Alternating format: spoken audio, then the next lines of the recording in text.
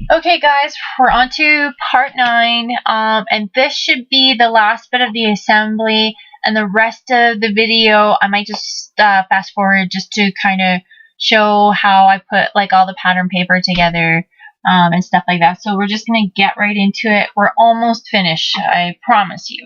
So we're going to get our divider piece here, and I marked out, and I know you can't see it, but I have lines here marking at 5 inches. So that when I put my flap in, it should be centered at roughly about 6 inches. So again, we're going to do the same thing as we did before. I'm just going to remove the tape from one of the bottom sides of the flap, or the divider. And I'm going to come in and put it nice and straight and just squish it down. And then remove the tape from this one side. And just line it up to my line here. And then just press that down. And then again, remove the tape from this side.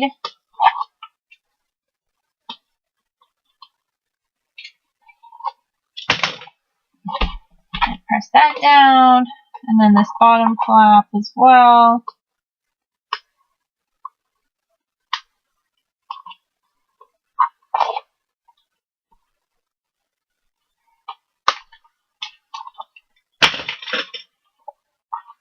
Alright, so that's our bottom flap there.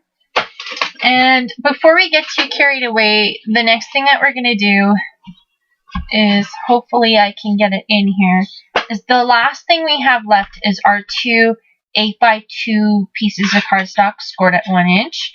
We're just going to fold those over, notch them again,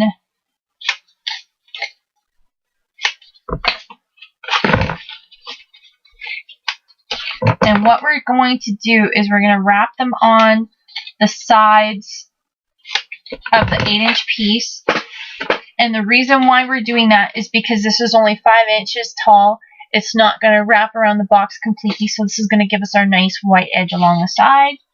So again, we're going to do this in the valley part of the hinge. Stick it in here, up nice and flush.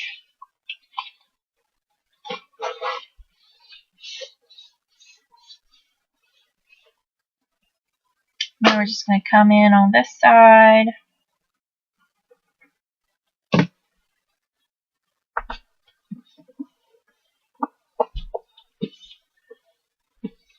And then just glue that part down.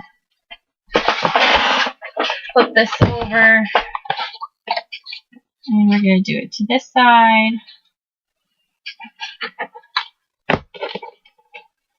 Scooch that in underneath.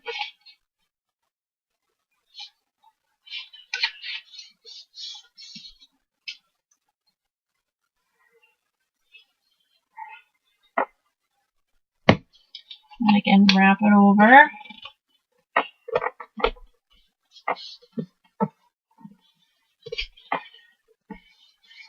Alright.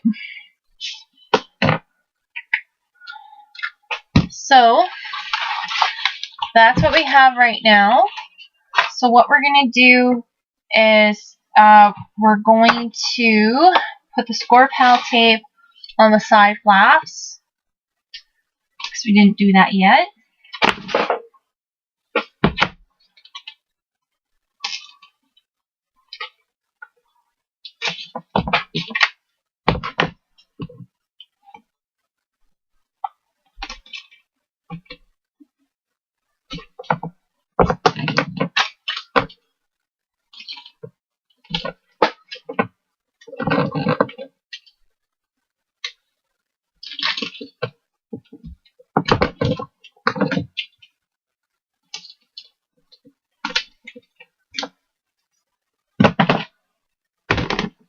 And we're going to do the same thing as we did before. We're going to decorate the insides just on the insides of the flaps, and then the bottoms and the front of the back piece.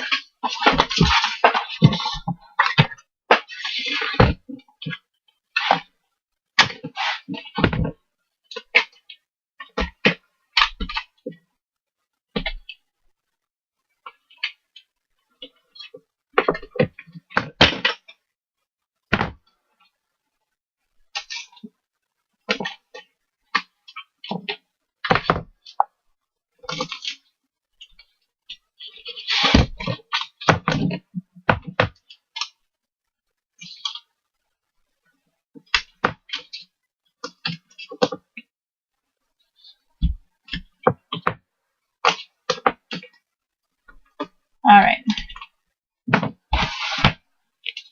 So then, just so for the video so you guys can see what I'm doing, you don't have to at this point, but I'm going to fold up these parts and that way you can see, but you would need to glue this down so that you could put your pattern paper on this side. So we're going to do that right now. Again, only on this long flap, not on the side flaps.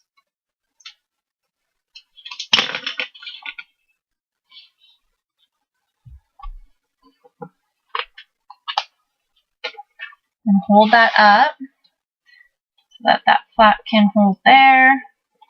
And one thing I didn't do is I didn't add the glue in here for stability, so I'm going to do that right now. It does make a difference. It just makes it a little bit more stable.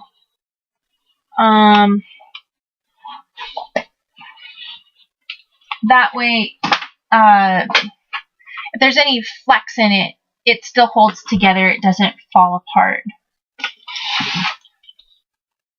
So again, we're just going to do this on the long flap.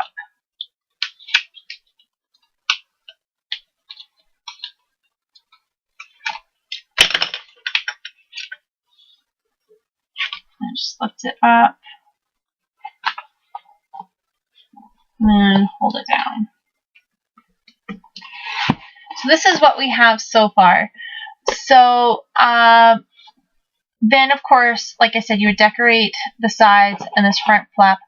The one thing I would suggest is because I'm not sure if I have a long enough piece. Because when you hold your box up like this, and hopefully you can see it, you're going to have this space here.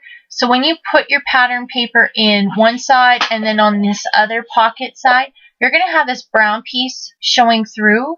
So sometimes what I like to do is rather than wrapping this 2x2 edge, I'll make it like a 4x2 piece and still score it at the 1 inch, but put the 4 like so that it's wrapped 3 inches on this side and only 1 inch on the other side. So that way I can still cover my paper and I have that white space there. If you don't do this like I forgot to, or if you're okay with it, you can leave it. What you can do is just get some cardstock and you can just cut it roughly about 3 inches or 2 inches. I think 3 inches will probably be plenty. Just going to cut that right now.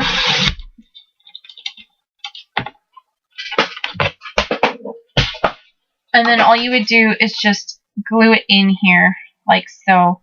I would even cut about 1/8 of an inch off, which I'm going to do that right now.